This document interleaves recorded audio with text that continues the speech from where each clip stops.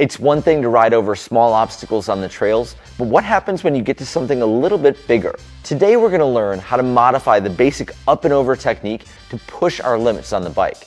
If you're confidently riding up and over small obstacles on the trail, this video is for you. And if you're not there yet, this lesson will give you a solid preview of where you're headed with this skill.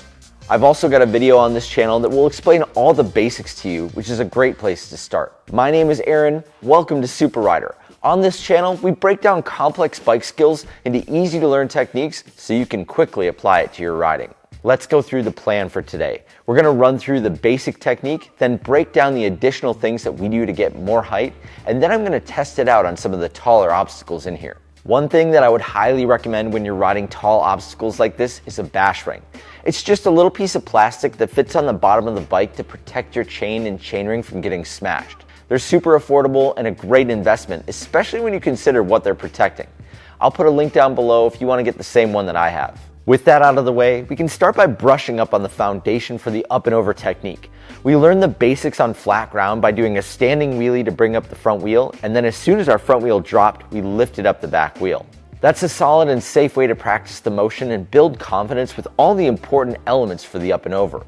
Nothing really changes here, we just add a few more elements to get the job done. If you've got a small obstacle around, you can session that for a while too.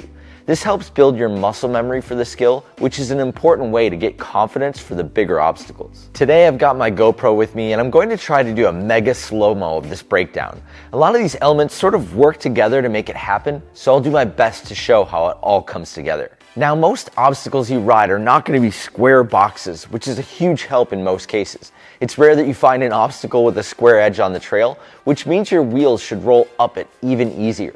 Our first tip when riding higher obstacles is to aim our front wheel at the corner of the obstacle, not on top of the obstacle.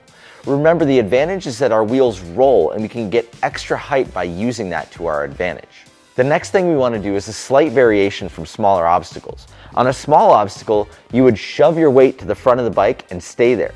On a higher obstacle, you extend that movement by this double pump style. You first move your body weight up, and then you push your bars out in front of you as far as possible. To aid the bars going as far forward as possible, you need to flatten out the bike so the wheels are on the same level. This happens by bringing the back wheel up into your body. You're going to use your pedal scoop to get the back wheel lifted off the ground, but then we need to use our knees to bring the back wheel up into our body to flatten out the bike. You can bend your knees, but you can also push them out wider, and both of those things will bring the back wheel up higher. Pushing your bar super far forward should make this part happen automatically, but the best part is that you can actually practice all of this on flat ground.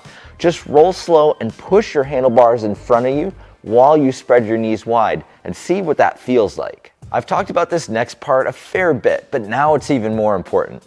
Don't touch your brakes. Your momentum is going to play a huge role here, both to carry you up onto the obstacle and also to keep you rolling past the ledge so you don't slip backwards. So what else can we do to get comfortable in this movement? It ultimately comes down to your confidence in getting the bike steep on the back wheel. The higher you can raise it up with control, the higher you can ride. If you've practiced the wheelbase drill in the past, that's a great way to prepare.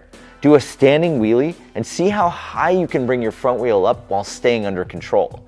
The longer you can hold the balance on the back wheel, the better you'll be able to apply the skill to big ledges. I'm going to push my luck a little bit by adding a pallet to this box, which puts the height past my 29-inch wheel size. The higher I go, the more I have to exaggerate my movement, which will hopefully be the best demonstration of this whole technique for you. As I'm getting set up for this, if this kind of detailed lesson is helpful for you, it would mean the world to me if you subscribe to the channel. The snow and rain is finally winding down, and I really want to make sure you catch the upcoming tutorials that we're going to do out on the trail. Okay, check out the pedal up technique with the pallet added on. That's over wheel height, and you should be able to easily identify the double pump motion of my body moving and then the bars getting pushed forward. Look how I bend my knees to bring the back wheel up and how I maintain momentum to keep the bike rolling. Remember how I said we didn't want to grab our brakes when we did this? Check out what happens when my back wheel hits the pallet and how it still managed to roll up. Well, now that you're up onto the ledge, you'll need to get off of it somehow. Check out this video next. I'll teach you everything you need to know.